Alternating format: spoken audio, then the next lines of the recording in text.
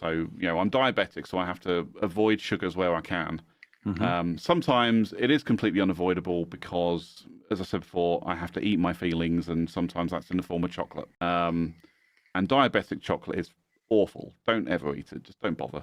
Like sugar-free gummy bears, don't bother. They're not worth it. But anyway, but when you really start paying attention to how much sugar is in stuff, you start to realize that sugar is just everywhere. But you also start realizing that your carbohydrates are a type of sugar. Lactose in milk is a type of sugar.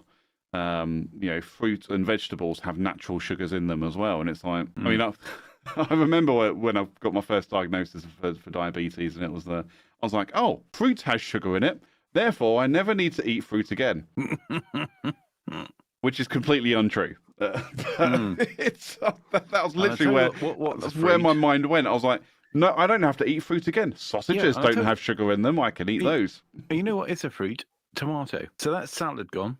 Yeah, salad's out the window. Yeah. Yeah, no fruit, no salad.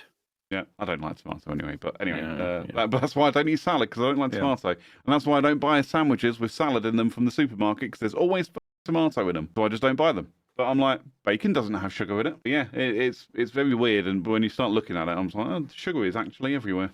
Yeah.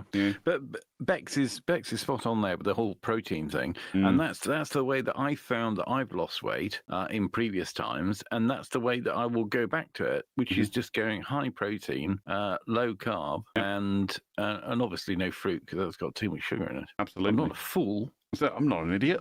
Yeah. So there's a lot of talk about the carnivore diet.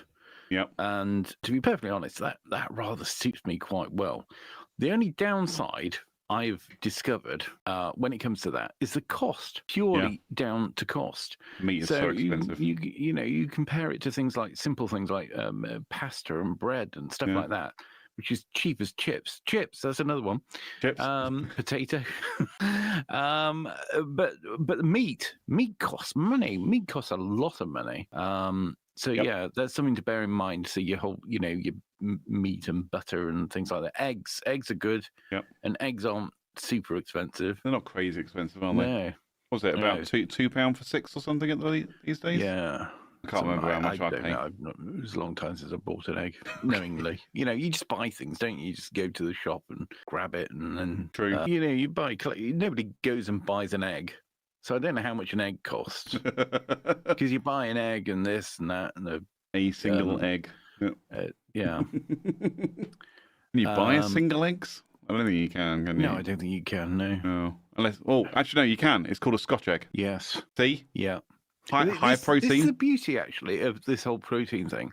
With eggs, it's perfect, because what you can do, you can get a load of eggs, boil them up. So you've got hard-boiled eggs, stick them in the fridge.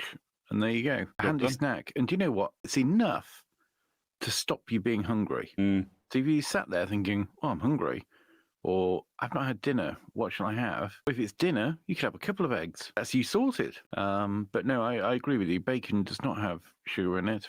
Bacon does not have carbs in it. Bacon just has bacon goodness. So bacon just has bacon in it, okay? And that's the only ingredient we need to worry about.